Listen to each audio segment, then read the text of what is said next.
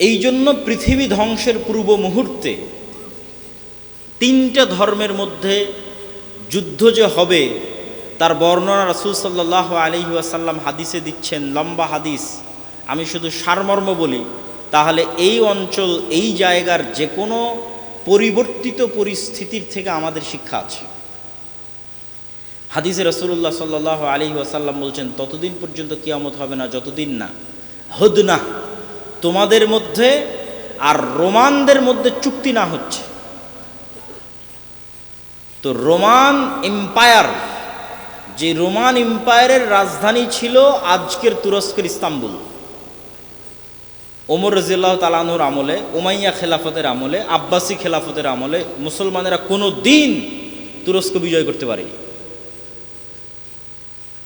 তুরস্ক বিজয় হয়েছে ওসমানীয় খেলাফতের আমলে, তুরস্ক বিজয় হয়েছে। এই জন্য আজ মনে হয় তুরস্ক ইসলামী রাষ্ট্র, কিন্তু আসলে তুরস্ক ছিল খ্রিস্টানদের হেডকোয়ার্টার, রোমান এম্পায়ারের হেডকোয়ার্টার। এবং হাদিসের ভাষ্য বলছে হয়তো আবারও তুরস্ক মুসলমানদের হাতছাড়া হতে পারে, কেননা কিয়ামতের পূর্ব মুহূর্তে আল্লাহ নবী বলছেন ফাতহে কুস্তান্তনিয়া, কনস্টান্টিনোপল বিজয় হবে, ইস্তাম্বুল বিজয় হবে। ইস্তাম্বুল তো এখনই মুসলমানদের হাতে আছে, তাহলে কিভাবে মুসলমানেরা বিজয় করবে কিয়ামতের পূর্ব মুহূর্তে? তো আমি যেটি বলছিলাম যে এই জেরুজালেমের গুরুত্ব বোঝানোর জন্য যে কিয়ামতের পূর্ব মুহূর্তে রোমান খ্রিস্টানদের সাথে মুসলমানদের চুক্তি হবে, চুক্তির ভিত্তিতে রোমান খ্রিস্টান এবং মুসলমানেরা এক তৃতীয় পক্ষের বিরুদ্ধে যুদ্ধ করবে। সেই তৃতীয় পক্ষ কারা হবে? সম্ভাব্য ইহুদিরা হতে পারে, আরও অন্য কেউ হতে পারে, কিন্তু সমূহ সম্ভাবনা আছে যে তৃতীয় পক্ষ হবে ইহুদিরা। রোমান খ্রিস্টান আর মুসলমানেরা একত্রিত হয়ে তাদের বিরুদ্ধে যুদ্ধ করবে এবং এই যুদ্ধে বিজয় হবে। এই যুদ্ধে বিজয় হওয়ার পর একজন খ্রিস্টান এভাবে ক্রুশ উত্তোলন করে বলবে যে ক্রুশের বিজয় হোক, বা ক্রুশের কারণে আমরা বিজয়ী হয়েছি। তখন আরেক মুসলমান লাফ দিয়ে উঠে সেই ক্রুশকে ভেঙে দিবে। যখন আরেক মুসলমান লাফ দিয়ে উঠে ক্রুশকে ভেঙে দিবে, তাকবীর ধ্বনি দিবে, তখন খ্রিস্টান এবং মুসলমানের যে চুক্তি হয়েছিল চুক্তি লঙ্ঘন হয়ে তারা মুখোমুখি দাঁড়িয়ে যাবে যুদ্ধের জন্য। যখন খ্রিস্টান এবং মুসলমানেরা মুখোমুখি দাঁড়িয়ে যাবে যুদ্ধের জন্য, আর তারা উভয়ই জনবহুল, খ্রিস্টানরা আজকেও জনবহুল, সেই দিনও জনবহুল থাকবে। 80টা পতাকার অধীনে তারা একত্রিত হবে, এক এক পতাকার অধীনে 12,000 করে সৈন্যবাহিনী থাকবে।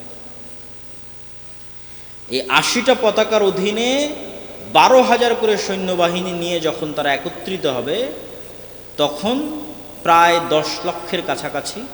তখন যে যুদ্ধ হবে, এই যুদ্ধের বর্ণনা দিতে গিয়ে রাসূল সাল্লাল্লাহু আলাইহি ওয়াসাল্লামের ভাষা অনুযায়ী দুটো বাক্য মনে রাখার মতো।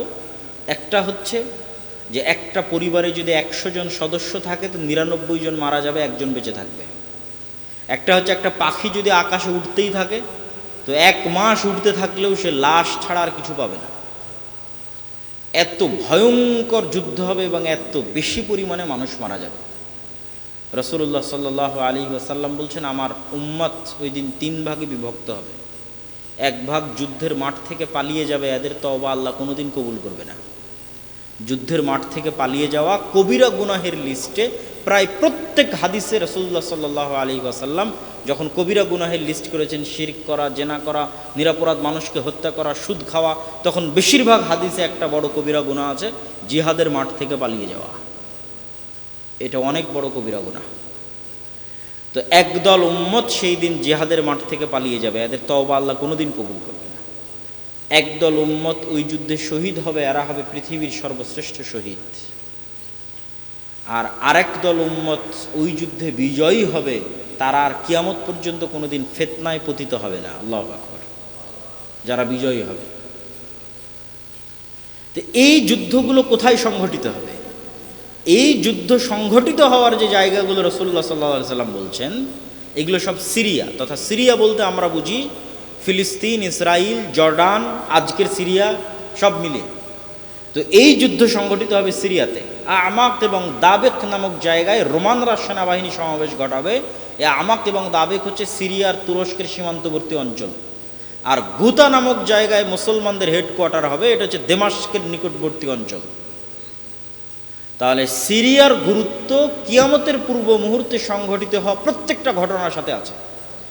এখানে আরও একটি বিষয় আপনাদের মনে রাখতে হবে, কেন সিরিয়ার গুরুত্ব আছে। এই জন্য গুরুত্ব আছে যে মক্কা এবং মদিনা ফিতনা থেকে মাহফুজ, এমনকি দাজ্জালের ফিতনা পর্যন্ত মক্কা মদিনায় প্রবেশ করবে না।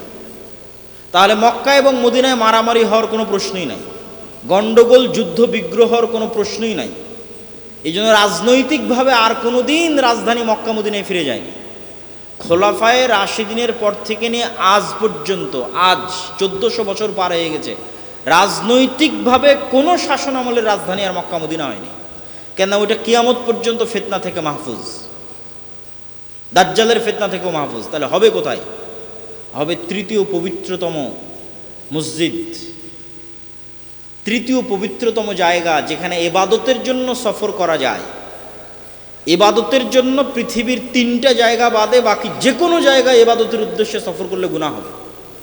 কেউ যদি বলে আমি দারুল উলুম দেওবন্দ যাব, মদিনা ইসলামী বিশ্ববিদ্যালয় যাব, আজহার বিশ্ববিদ্যালয় যাব, এমনকি কেউ যদি নিয়ত করে যে আমি নবীর কবর দেখতে যাব, তাহলে কিছু নেকি পেতে পারি, এই নিয়তে যদি যায় গুনাহ হবে। মসজিদে নববীতে সালাত আদায় করব, এই নিয়তে যাবে, নেকি পাবে। মসজিদে নববীতে চলে এসেছি তাই আল্লাহর নবীর কবর জিয়ারত করব, এটা ভিন্ন কথা। কিন্তু আমার নিয়ত যে আমি মসজিদে নববীতে যাব, এই সফরে নেকি আছে। তাহলে এরকম 3টে জায়গা আছে, যে 3টে জায়গায় ইবাদতের উদ্দেশ্যে সফর করা যায়। তার 3 নম্বর জায়গা মসজিদ আকসা। আজ থেকে 80-90 বছর আগে একজন হাজি যখন ভারত, পাকিস্তান, আফগানিস্তান, বাংলাদেশ থেকে চলতো, তখন সেই হাজির পক্ষে এটি সহজ ছিল, যারা বাই রোড যাতায়াত করত অথবা যারা সমুদ্রপথেও যাতায়াত করত, তারা চেষ্টা করত একসাথে 3টে মসজিদই দেখে আসতে। যেমন এখন আপনারা হজ ওমরায় গেলে 2 মসজিদ দেখেন, তৃতীয় মসজিদে কিন্তু যাওয়ার সুযোগ হয় না। এটা আল্লাহ সুবহানাহু ওয়া তাআলার পক্ষ থেকে আমাদেরকে আল্লাহ মাহরুম করে রেখেছে, বঞ্চিত করে রেখেছে উম্মতে মুহাম্মাদের গুনাহের কারণে। উম্মতে মুহাম্মাদের তাকওয়া এবং পরহেজগারিতার অভাবের কারণে তৃতীয় পবিত্রতম মসজিদ থেকে বঞ্চিত, যেখানে আমাদের পূর্বপুরুষরা সালাত আদায় করার সুযোগ পেত কিন্তু আমরা পাই না, যাওয়ার সুযোগ পেত কিন্তু আমরা পাই না। আল্লাহ আমাদের বঞ্চিত করে রেখেছে 70 বছরের বেশি কাল থেকে। সম্মানিত উপস্থিতি, এবং এই জেরুজালেমের বাবুল লুদ, লুদ নামক দরজায় ঈসা আলাইহিস সালাতু ওয়াস সালাম দাজ্জালকে হত্যা করবেন। সুতরাং এই অঞ্চলে যা সংঘটিত হবে তার গুরুত্ব সীমাহীন, অপরিসীম এবং অপরিহার্য। এখান থেকে আমাদের শিক্ষা কি? এই বিশাল ইতিহাস থেকে আমাদের শিক্ষা হচ্ছে, এই যে জেরুজালেম বা এই যে মসজিদ আকসা, মুসলমানেরা 2বার বিজয় করেছে। একবার ওমর ফারুক রাদিয়াল্লাহু তাআলা আনহু, আরেকবার সুলতান সালাহুদ্দিন আইয়ুবী রাহিমাহুল্লাহ। ওমর ফারুক রাদিয়াল্লাহু তাআলা আনহু যখন জেরুজালেম বিজয় করেন, আবু উবাইদা ইবনুল জাররাহ যখন তার নিকটে চিঠি লেখেন, 4000 সাহাবী সেই দিন উপস্থিত ছিল। কি চিঠি লেখেন? যে পাদ্রীরা চাবি হস্তান্তর করবে না আমিরুল মুমিনিন খলিফাতুল মুসলিমিন না আসলে। তো আমিরুল মুমিনিন খলিফাতুল মুসলিমিন আসছেন, অসংখ্য পাদ্রী, পৃথিবীর রোমান এম্পায়ারের সবচেয়ে বড় তীর্থস্থল জেরুজালেমের বড় বড় পাদ্রীরা বসে আছে, অনেক বড় পাওয়ারফুল জায়গা জেরুজালেম। সেই পাওয়ারফুল জায়গায় বড় বড় পাদ্রীরা বসে আছে, তারা অপেক্ষায় আছে আমিরুল মুমিনিন খলিফাতুল মুসলিমিন আসবে। আর তিনি প্রবেশ করছেন, তখন তিনি উটের রশি ধরে টানছেন। তো মানুষ তো সন্দেহে পড়ে গেছে কে খলিফা আর কে চাকর। কিন্তু আবু উবাইদা ইবনুল জাররাহ তো চিনেন যে ইনি আমাদের খলিফা। তো উনি হন্তদন্ত হয়ে ছুটে এসেছেন, আমিরুল মুমিনিন করেছেন কি? লায়ানজুরু ইলাইনার রোমান নাজরাতা কিল্লাহ, আমাদের দিকে রোমানেরা অপমানের দৃষ্টিতে তাকিয়ে আছে। দেখো মুসলমানদের নেতার অবস্থা দেখো, ঠাট্টা করছে। তখন ওমর রাদিয়াল্লাহু তাআলা বলছেন, আজ্জানাল্লাহ, আল্লাহ আমাদেরকে সম্মান দিয়েছে। আমরা ছিলাম মরুভূমির রাখাল, পৃথিবীর কেউ আমাদের চিনত না, জাহিলি যুগে কেউ আমাদের চিনত না। আর আজকে আমি ওমর জেরুজালেম বিজয় করছি, এটা আমার কাছে কল্পনারও বাইরে, স্বপ্নেরও বাইরে। এই যে কল্পনা এবং স্বপ্নেরও বাইরে মরুভূমির এক রাখালকে উঠিয়ে নিয়ে এসে আল্লাহ অর্ধ পৃথিবীর শাসক বানিয়ে দিলেন। পৃথিবীর সবচেয়ে শক্তিশালী রোমান এম্পায়ারের নিকট থেকে জেরুজালেম ছিনিয়ে নিচ্ছেন আমিরুল মুমিনিন খলিফাতুল মুসলিমিন। এই যে সম্মান, এই যে মর্যাদা, এটা অর্জন আমরা জামা কাপড়, ঢং ঢিঠাং, বুদ্ধিমত্তা, চালাকি, কৌশল এগুলো দিয়ে অর্জন করিনি। এটা আমরা অর্জন করেছি ইসলামের অনুসরণ, পবিত্র কোরআনের অনুসরণ, হাদিসের অনুসরণের ভিত্তিতে। বলেন আল্লাহু আকবার। এইটা হচ্ছে মুসলমানদের জন্য শিক্ষা, যে আজকে মুসলমানেরা জেরুজালেমে যেতে পারে না কেন, মসজিদে আকসায় যেতে পারে না কেন, বঞ্চিত কেন? আর ওমর ফারুককে আল্লাহ মসজিদে আকসা বিজয় করার মতো সম্মান কেন দিয়েছিলেন, আর আমরা বঞ্চিত কেন? আমরা ইসলাম থেকে, পবিত্র কোরআন থেকে বহু দূরে চলে গেছি। আমল, আখলাক, আকিদা, সেই আলোচনায় আমি এখনই কিছুক্ষণের মধ্যে ঢুকবো। তার আগে সালাহুদ্দিন আইয়ুবী রাহিমাহুল্লাহর কথাটাও বলে নিই। দ্বিতীয় যিনি বিজয় করেছিলেন তিনি হচ্ছেন সালাহুদ্দিন আইয়ুবী রাহিমাহুল্লাহ, এবং তিনিও এই বিজয়ের ক্ষেত্রে তার ইতিহাসও, আমি আমার বই বিস্তারিত, আমার একটি বই আছে ফিলিস্তিন ও সমসাময়িক মুসলিম বিশ্ব, এখানে বিস্তারিত বর্ণনা দেওয়া আছে উনি কীভাবে বিজয় করলেন, হিত্তিনের যুদ্ধ কী হলো। সেখানকারও সারমর্ম হচ্ছে তাকওয়া, পরহেজগারিতা, আল্লাহ ভরসা। মুসলমানেরা কোনো যুদ্ধ শক্তি সামর্থ্য দিয়ে লড়েছে এর প্রমাণ আমি ইতিহাসে খুঁজে পাই। খালিদ বিন ওয়ালিদ মুতার যুদ্ধে লড়াই করছেন কয়েক লক্ষ সেনাবাহিনীর বিরুদ্ধে, তখনও খালিদ বিন ওয়ালিদের কাছে শক্তি সামর্থ্য খুব বেশি, সেনাবাহিনীর সদস্য সংখ্যা খুব বেশি, এটা জানা নাই। হিত্তিনের যুদ্ধে সুলতান সালাহুদ্দিন আইয়ুবী ইউরোপিয়ানদের বিরুদ্ধে যুদ্ধ করছে, ক্রুসেডারদের বিরুদ্ধে যুদ্ধ করছে, তখনও সুলতান সালাহুদ্দিন আইয়ুবীর কাছে টাকা পয়সা, ধন দৌলত, কৌশল, সেনাবাহিনী খুবই শক্তিশালী, এটার প্রমাণ খুঁজে পাওয়া যায় না।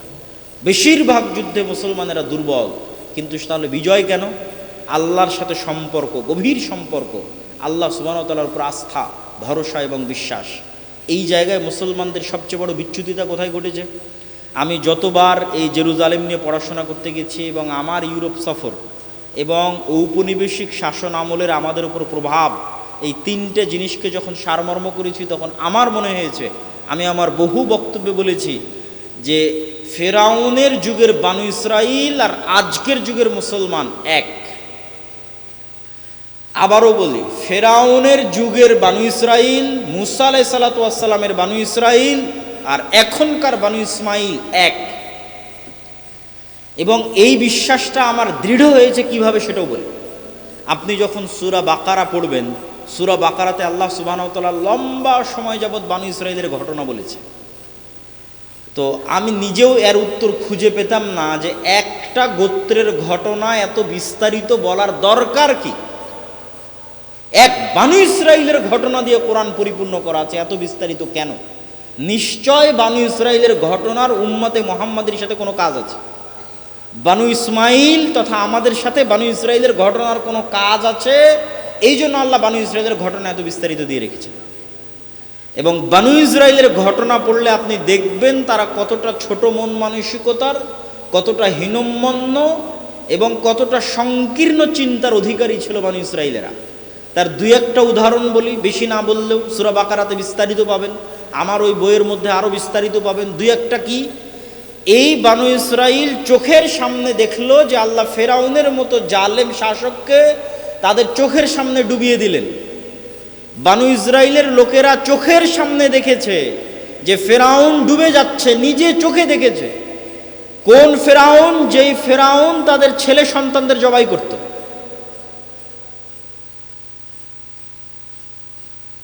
ইউযাব্বিহুনা আবনাআকুম ওয়া ইস্তাহইয়ুনা নিসাআকুম, এই সেই ফেরাউন যে তোমাদের ছেলে সন্তানদের জবাই করত, মেয়ে সন্তানদের বাঁচিয়ে রাখত। এই ভয়ঙ্কর ফেরাউনকে চোখের সামনে ডুবতে দেখেও এই বানু ইসরাইল মুসা আলাইহিস সালাতু ওয়াস সালামকে বলছে, লান নুমিনা লাকা হাত্তা নারাল্লাহ জাহরাতান, মুসা তোমার প্রতি ঈমান আনয়ন করব না যতক্ষণ না প্রকাশ্যে আল্লাহকে না দেখছি। বলেন নাউজুবিল্লাহ। এর চেয়ে বড় প্রকাশ্যে আল্লাহকে কি দেখবি? চোখের সামনে ফেরাউন ডুবে গেল। তাহলে কত বড় নিমক হারাম সংকীর্ণ চিন্তার একটি জাতি হলে মুসা আলাইহিস সালামকে বলতে পারে, তোমার তাওরাতে বিশ্বাস স্থাপন করি না, তোমার আল্লাহকে সরাসরি দেখতে চাই। এরকম অসংখ্য ঘটনা আল্লাহ তুলে ধরেছেন। লান নাসবিরা আলা তুআমিন ওয়াহিদ ফাদউ লানা রাব্বাক, আল্লাহ তাদের জন্য আসমান থেকে খাবার পাঠাতেন, মান্না সালওয়া। তো তারা মুসা আলাইহিস সালামকে বলছে, এক খাবার প্রতিদিন ভালো লাগে না, তোমার আল্লাহকে বলো যেন জমিন থেকে চাল, ডাল, গম, পেঁয়াজ, রসুন এগুলো উৎপন্ন করে, এই এক খাবার ভালো লাগে না। তখন আল্লাহ বলছে, ঠিক আছে, এই চাল, ডাল, রসুন যখন চাও তাহলে সবুজ শ্যামল ভূমিতে যাও, মরুভূমিতে তো এগুলো হবে না। এই ঘটনাগুলো ঘটতেছে মরুভূমিতে, ওই জমি আজও মরুভূমি। আপনি আজকের মিশরে গিয়ে যদি তুর পাহাড় ঘুরতে যান, যেই তুর পাহাড়ের পাদদেশে ঘটনাগুলো ঘটছে, এর চারপাশ শত শত কিলোমিটার মরুভূমি, যেটাকে বলা হয় সিনাই মরুভূমি। এই মরুভূমির মধ্যেই 40 বছর বানি ইসরায়েলরা ঘুরপাক খেয়েছিল। তাহলে তো এই মরুভূমি পার হয়ে যেখানে সবুজ শ্যামল এলাকা আছে, ওটা বিজয় করতে হবে, ওখানে যাও, জিহাদ করো। তোমার ইযহাব আনতা ওয়া রাব্বুকা ফাকাতিলা, মুসা আপনি আর আপনার আল্লাহ গিয়ে যুদ্ধ করেন, আমরা যুদ্ধ করতে পারবো না। তাহলে যাদের জন্য আল্লাহ পাথর ফেটে 12টা ঝর্ণাধারা তৈরি করলেন, তাদের জন্য, তাদের চোখের সামনে, ওই ইস্তাসকা মূসা লিকওমি ফাকুল নাজরিব বিআসাকাল হাজার ফানফাজারাত মিনহু ইসনাতা আশারাতা আইনা, যখন মুসার কওম মুসাকে বলেছিল পানি দাও, মরুভূমিতে পানি নাই, আর সমুদ্রের লবণাক্ত পানি খাওয়া যায় না, এই মরুভূমির পাশে, এই তুর পাহাড়ের পাশেই লোহিত সাগর, এই সব লবণাক্ত পানি খাওয়া যায় না, পানির ব্যবস্থা করো। তখন আমি মুসাকে বললাম, মুসা লাঠি দিয়ে পাথরে আঘাত করো, পাথরে আঘাত করলো, 12টা ঝর্ণা তৈরি হলো তাদের চোখের সামনে। খাবারের ব্যবস্থা কোথায় হবে? মরুভূমিতে খাবার নাই, জান্নাত থেকে খাবার আসে। তাহলে জান্নাত থেকে খাবার আসে, পাথর থেকে পানি বের হয়। ফেরাউন ডুবতে দেখেছে চোখের সামনে, তারপরে আল্লাহ বলতেছে যাও যুদ্ধ করো, বলে তুমি আর তোমার আল্লাহ গিয়ে যুদ্ধ করো। তখন আমার চিন্তা চেতনা এবং আমার গবেষণা যে এই বানু ইসরাইলের এই বিশাল ঘটনা আল্লাহ কোরআনে উল্লেখ করছে, মানে একদিন উম্মতে মুহাম্মাদি এদের মতো হয়ে যাবে, মানে একদিন উম্মতে মুহাম্মাদি বানু ইসমাইল বানু ইসরাইলের মতো হয়ে যাবে। কিভাবে হবে সেটাও আমি মিলিয়েছি। আমার এটা গবেষণা ভুলও হতে পারে, ঠিক হতে পারে। আমার গবেষণা হচ্ছে যে বানু ইসরাইল এরা তো নবীর সন্তান। এই যে যারা বলতেছে যে আমরা তোমার আল্লাহকে না দেখলে ঈমান আনয়ন করবো না, তুমি আর তোমার আল্লাহকে যুদ্ধ, এটা তো নবীর সন্তান। কোন নবীর সন্তান? ইব্রাহিম আলাইহিস সালামের সন্তান। ইব্রাহিম আলাইহিস সালামের ছেলে ইসহাক, ইসহাকের ছেলে ইয়াকুব, ইয়াকুবের ছেলে ইউসুফ। ইউসুফ কুয়াতে নিক্ষিপ্ত হয়ে ভাইয়েরা ফেলে দিয়েছে, ওখান থেকে মিশরের বাজারে বিক্রি হয়েছে। তারপরে ইউসুফ আলাইহিস সালামের মৃত্যুর 300-400 বছর পর মুসা আলাইহিস সালাম, একই বংশ। ইউসুফ আলাইহিস সালাম যেই বংশ, মুসা আলাইহিস সালাম ওই বংশ। ইউসুফ আলাইহিস সালামের 300-400 বছর পর মুসা আলাইহিস সালাম। তাহলে 300-400 বছরে এত পরিবর্তন নবীর সন্তানদের কেমনে সম্ভব? এর আর দ্বিতীয় কোনো উত্তর নাই যে ইউসুফ আলাইহিস সালামের মৃত্যুর পর ইউসুফ আলাইহিস সালামের যাদের সাথে জোট ছিল তাদের যখন পতন হয়, আর ফারাওদের যখন উত্থান হয়, তখন এরা আগের সরকার আর আগের সরকারের সাথে যাদের জোট ছিল, উভয়ের উপর জুলুমের স্টিম রোলার চালায় ফারাওরা। তাহলে আগের সরকারের জোট সরকারকে ইউসুফ আলাইহিস সালাম মন্ত্রী ছিল, আর তার ভাইয়েরা 12 ভাই, ওই 12 ভাইয়ের জন্য 12টা ঝর্ণা তৈরি হয়েছিল। 12 ভাইয়ের সন্তানের জন্য নদীতে যখন আল্লাহ বলেছিল যে সমুদ্রের রাস্তা তৈরি হও, 12টা রাস্তা তৈরি হয়েছিল ইউসুফ আলাইহিস সালামের 12 ভাইয়ের 300-400 বছর পরের পরবর্তী বংশধরের জন্য 12টা রাস্তা তৈরি হয়েছিল। আর পাথর ফেটে 12টা ঝর্ণাও বের হয়েছিল ইউসুফ আলাইহিস সালামের 12 ভাইয়ের 300-400 বছর পরবর্তী বংশধরের জন্য, এরা নবীর সন্তান। তাহলে এই 300-400 বছর ফেরাউনের গোলামি করতে করতে করতে করতে অন্তর ছোট হয়ে গেছে, আত্মমর্যাদা হারিয়ে ফেলেছে, গোলামের কোনো আত্মমর্যাদা থাকে না, নেতৃত্বের গুণ হারিয়ে ফেলেছে, মিথ্যা বলা, চুরি, ডাকাতি, দুর্নীতি, যত রকমের ধোঁকাবাজি, শঠতা, সকল কিছু গোলামি করতে করতে শিখে ফেলেছে। কেননা যখন একটা মানুষ গোলাম হয় তখন এগুলো শিখতে বাধ্য হয়। ধরেন আপনার এখানে সামনে যদি 2 জন গোলাম উপস্থিত করে দিয়ে আমি এটা একটা রুটি, খাবারের রুটি, আমি এভাবে নিক্ষেপ করলাম, তোমরা মারামারি করে খাও, তো এই রুটিটা মারামারি করে নেওয়ার জন্য ওদের 2 জনকে ধোঁকাবাজিপূর্ণ আচরণ করতে হবে, মারামারি করতে হবে, মিথ্যা বলতে হবে, একজন আরেকজনকে ঠকাতে হবে, তাহলে নিতে পারবে। তাহলে এই যে পরস্পরকে ঠকানোর প্রতিযোগিতা, এটা গোলামের মধ্যে তৈরি হয়। তাহলে দীর্ঘ 250-300 বছর ফেরাউনের গোলাম থাকার কারণে নবীর সন্তানরা এরকম হয়ে গেছে। এবার উম্মতে মুহাম্মাদি, আমরা তো উম্মতে মুহাম্মাদি, ফারুকের উত্তরসূরি, আবু বকরের উত্তরসূরি, খালিদ বিন ওয়ালিদের উত্তরসূরি, তারিক বিন জিয়াদের উত্তরসূরি, এদের অবস্থা এরকম কেন? এরাও হচ্ছে ঔপনিবেশিক শাসন আমলে 200 বছরের গোলাম ছিল। শুধু আমরা না, আফ্রিকার মুসলমানেরা থেকে শুরু করে পাকিস্তান, ভারত থেকে শুরু করে পৃথিবীর প্রায় 90% অঞ্চলের মুসলমানেরা ইউরোপের গোলাম ছিল 200-250 বছর। আমরা যখন বাদশাহ আলমগীরের জামানায় ছিলাম, আমি চিন্তা করি, আমার কল্পনা শক্তি বলে যে বাদশাহ আলমগীরের জামানায় যখন মুসলমানেরা ছিল তখন মুসলমানেরা মিথ্যা বলা জানত না। কেন? তখন রাজা, বাদশাহ, তখন আত্মমর্যাদা ভিন্ন, আত্মসম্মান ভিন্ন। পুরো ভারতের 5 ভাগ জমির 1 ভাগ জমি শুধু মসজিদ মাদ্রাসার নামে ওয়াকফ আছে। তো মিথ্যা বলবে কেন? ধোঁকা দিবে কেন? মারামারি কাটাকাটি করবে কেন? কিন্তু যখন ব্রিটিশদের অধীনে 190 বছর গোলাম, তখন গোলামি করতে করতে রক্তের মধ্যে মিথ্যা ঢুকে গেছে, বানু ইসরাইল হয়ে গেছে। ধোঁকাপূর্ণ আচরণ, শঠতা আচরণ, দুর্নীতি প্রবেশ করে গেছে। একই অবস্থা আফ্রিকার মুসলমানদের, এবং তাদের অবস্থা আমাদের চাইতে খারাপ। কেন খারাপ? ব্রিটিশদের চাইতে জঘন্য নিকৃষ্ট কলোনি হচ্ছে ফ্রান্স, স্পেন আর ইতালির কলোনি। ইংল্যান্ডের কলোনির চাইতে নিকৃষ্ট কলোনি। আমাদেরকে তো ইংল্যান্ডেরা ন্যূনতম স্বাধীনতা দিয়ে গেছে, স্পেন এবং ফ্রান্স আফ্রিকার মুসলমানদেরকে এই ন্যূনতম স্বাধীনতাটুকু দেয়। অস্ত্র কিনতে হবে ফ্রান্সের কাছে, তোমার ব্যাংকের টাকা কেন্দ্রীয় ব্যাংকে থাকবে ফ্রান্সের। এখন আজকের কথা বলছি, তোমার পররাষ্ট্রনীতি ফ্রান্স নিয়ন্ত্রণ করবে। তুমি বাইরের কোনো দেশের সাথে অস্ত্র চুক্তি করতে পারবে না, কোনো পররাষ্ট্রনীতি চলবে না, সব হবে ফ্রান্স কেন্দ্রিক। এখনকার কথা বলছি, আজকের কথা বলছি। তোমার সেনাবাহিনীকে সকল ট্রেনিং দেবে ফ্রান্স। তোমার দেশের সকল খনিজ সম্পদ একমাত্র ফ্রান্স উত্তোলন করতে পারবে, বিক্রি করতে পারবে। আফ্রিকা কোটি কোটি টাকার খনিজ সম্পদের উপর ভাসতেছে, কিন্তু পুরো খনিজ সম্পদ নিয়ে যাচ্ছে কারা? ইউরোপিয়ানরা। আর ওই খনিজ সম্পদ যেন ইউরোপিয়ানরা নিয়ে যায়, তার জন্য গার্ড দেয় জাতিসংঘের শান্তিরক্ষী বাহিনী। আর সেই জাতিসংঘের শান্তিরক্ষী বাহিনীতে আমাদের বাংলাদেশ আর্মি, পাকিস্তান আর্মি যুদ্ধ করে। তো সম্মানিত উপস্থিতি, এই আফ্রিকানদেরকে যখন আপনি ইতালি, ফ্রান্স, স্পেনের মাটিতে দেখবেন, তখন দেখবেন তারা বাঙালি মুসলমানদের চাইতে বেশি মিথ্যুক, বাঙালি মুসলমানদের চাইতে বেশি ধোঁকাবাজ, বাঙালি মুসলমানদের চাইতে বেশি শঠতাপূর্ণ আচরণ করে। আর বাঙালি মুসলমানদের যখন দেখবেন ইন্ডিয়ান সাবকন্টিনেন্ট, পাকিস্তানের মুসলমানদের যখন ইউরোপে দেখবেন, তখন জন্ম নিবন্ধন কার্ড থেকে শুরু করে, জাতীয় পরিচয়পত্র থেকে শুরু করে, সার্টিফিকেট থেকে শুরু করে, যে আবেদন সাবমিট করেছে আবেদন সাবমিট থেকে শুরু করে, সরকারের কাছে বেনিফিট নেবে যে আমার কয় ছেলে মেয়ে কোথায় পড়ে, আমি কি চাকরি করি, কত টাকা ইনকাম করি, প্রত্যেক ধাপে মিথ্যা বলতেছে। শুরু থেকে নিয়ে শেষ পর্যন্ত মিথ্যার উপর প্রতিষ্ঠিত। সে মুসলমান, হাজি, নামাজি, ওমরাকারী, কিন্তু পুরো জীবনটা মিথ্যার উপর প্রতিষ্ঠিত। এবং মিথ্যা বলতেছে কাদের কাছে? ইহুদি খ্রিস্টানদের কাছে মিথ্যা বলতে, 2টা টাকা বেশি পাওয়ার জন্য। এটা হচ্ছে গোলামের নেচার, গোলামের স্বভাব। এই জন্য আমরা হয়ে গেছি এই যুগের বানু ইসরাইল। তো এই যুগের বানু ইসরাইল যে তার প্রমাণ কোথায়? তার প্রমাণ হচ্ছে এই যে ফিলিস্তিন, যে ফিলিস্তিন দিয়ে আলোচনা শুরু করেছে। কিভাবে বলছে এই ফিলিস্তিন প্রমাণ? আল্লাহ ওই বানু ইসরাইলের উপর চাপিয়ে দিয়েছিলেন ফেরাউনকে। ফেরাউনের কথা আল্লাহ কি বলছে? ইউযাব্বিহুনা আবনাকুম ওয়া ইস্তাহইউনা নিসাআকুম। তোমরা বানু ইসরাইল গোলাম না? তোমাদের গোলামের প্রমাণ কি?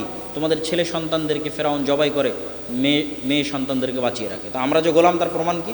দেখো, সারা পৃথিবীর মানুষের চোখের সামনে 50,000-এরও অধিক নারী, পুরুষ, শিশুকে গত 1.5 বছরে গাজার মাটিতে হত্যা করা হয়েছে। পৃথিবীর কেউ টু শব্দ করে তাদের বাঁচাতে যায়নি। এর চাইতে বড় গোলামের প্রমাণ আর কি নেবেন? যে পুরো মুসলিম বিশ্ব যে গোলাম, এর চেয়ে বড় প্রমাণ আর লাগবে না। পৃথিবীর কোনো যুদ্ধের আইন পর্যন্ত ফলো করা হয়নি, হাসপাতাল পর্যন্ত, বিশ্ববিদ্যালয় পর্যন্ত, স্কুল পর্যন্ত কিছুই নিরাপদ থাকেনি। পুরো গাজা ধুধু মরুভূমিতে পরিণত হয়ে গেছে। মাথা গুজার মতো ঠাঁই এরকম একটা ছাদ পর্যন্ত নাই, সবাই তাঁবুর নিচে।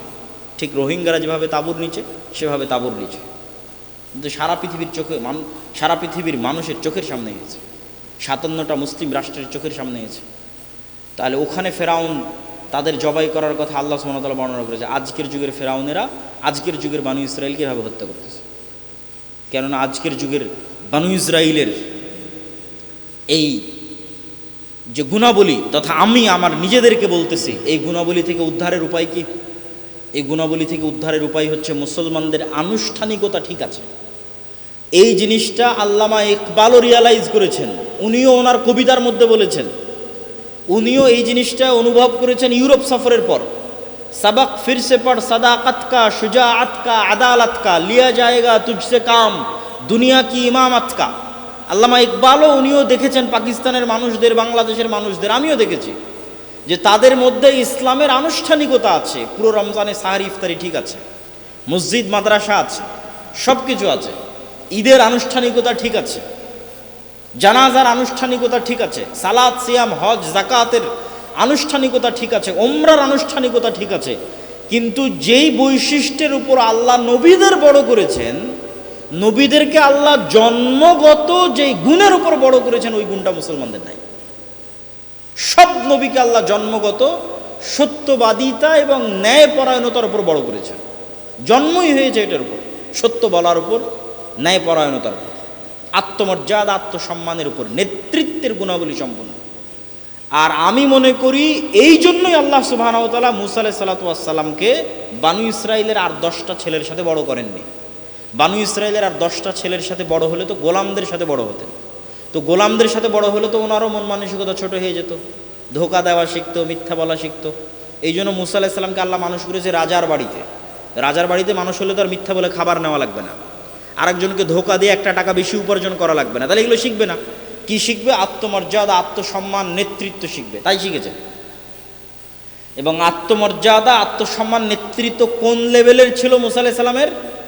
যে একদিনের জন্য বাইরে বের হয়ে কোনো এক জায়গায় একদিন একটা অন্যায় কাজ দেখেছেন তার চোখের সামনে, একদিনের জন্য একটা অন্যায় কাজ দেখেছেন যে ফেরাউনের কোনো লোক বানু ইসরাইলের কোনো লোকের উপর জুলুম করতেছে। তো গোলাম হলে তো এটাকে জুলুমই মনে করতো না, আরে এটাই তো আমাদের ভাগ্যের পরিহাস, এটা আবার জুলুম কি?